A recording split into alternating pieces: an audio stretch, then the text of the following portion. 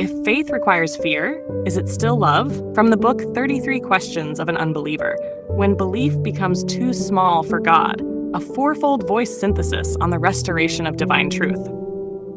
Opening, the faith of fear. Fear wears many disguises. Sometimes it calls itself respect. Sometimes it dresses as holiness. Sometimes it hides inside words like obedience, submission, or faith. For centuries we were taught that to love God is to fear God. But how can one truly love what one must tremble before? If love is the highest vibration of the infinite, then fear is the distortion that forgets. Fear does not awaken reverence. It enforces distance. It is the psychological wall between creator and creation, built stone by stone from guilt and threat. The more terrified you are, the more they call it devotion. The more small you feel, the more they call it humility. Yet no parent punishes a child for being curious. No true lover threatens abandonment to ensure loyalty. The infinite does not demand fear. She invites intimacy. Fear enslaves, love liberates. Fear says obey or suffer. Love says remember who you are. If faith requires fear, it is no longer faith. It is control disguised as worship. History. The invention of hell. Hell did not begin in heaven. It began in empire.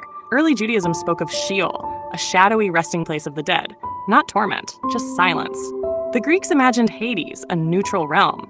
But when empire needed obedience, theology became politics. Fear became the new temple tax. Elaine Pagels, in The Origin of Satan, reveals how the early church invented a cosmic enemy to unify control. Those who questioned power became of the devil. Dante Alighieri's Inferno then painted eternal punishment in poetic terror, transforming myth into doctrine.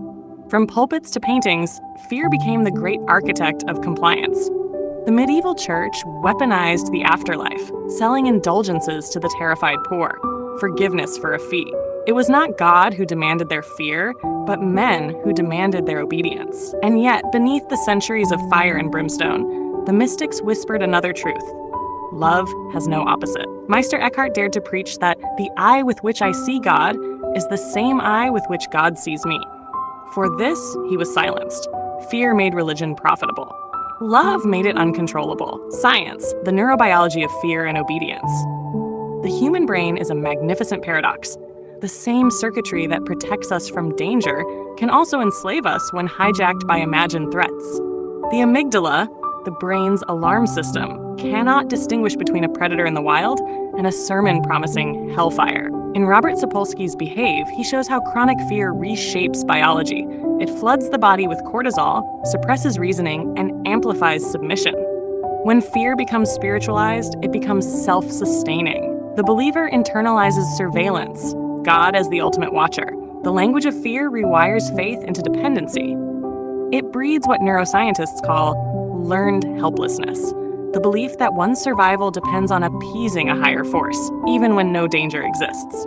Love, on the other hand, activates the prefrontal cortex and the vagus nerve, grounding the body in safety, creativity, and compassion.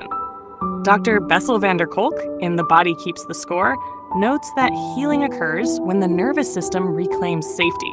The body cannot love while it trembles. If fear is the nervous system of religion, then love is its resurrection. Philosophy, the love that questions power. Søren Kierkegaard in Fear and Trembling wrestled with this paradox, that the same Abraham who trusted God also feared him. But what if the real test was not Abraham's obedience, but his willingness to face his own terror and find faith beyond it? Michel Foucault, in Discipline and Punish, showed how institutions internalize control. The gaze of power becomes self-policing. When religion absorbed that same gaze, it replaced divine intimacy with psychological captivity. Friedrich Nietzsche, in The Antichrist, declared that Christianity's greatest tragedy was its moral inversion, transforming love into guilt, compassion into control. He did not kill God, he mourned how humanity had caged her. Philosophy has long known that love without freedom is slavery. If your faith depends on fear, it does not serve God.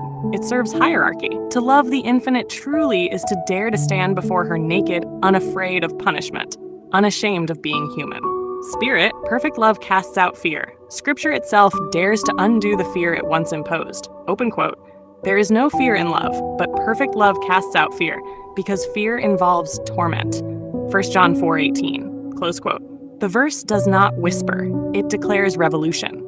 Love and fear cannot share the same altar. One must dissolve for the other to reign. The God of fear is a projection of trauma, a mirror of parental wounds magnified by theology. The God of love, however, has no wrath to appease, only remembrance to awaken. When you fear God, you worship distance. When you love God, you dissolve into union. The Infinite never wanted trembling believers. She wanted conscious companions.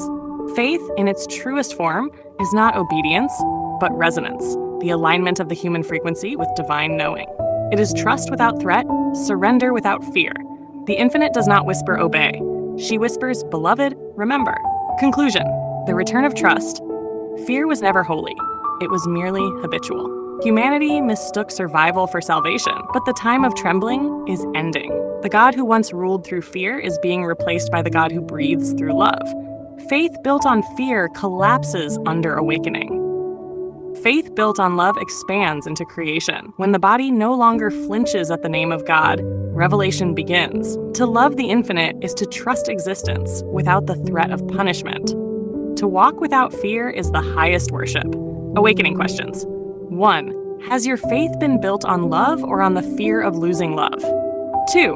What parts of you still mistake obedience for safety? 3. If God is love, what need has she for fear?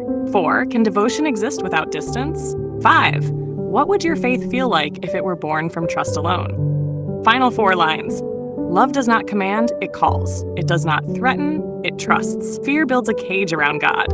Love breaks the lock and remembers her. Books reference.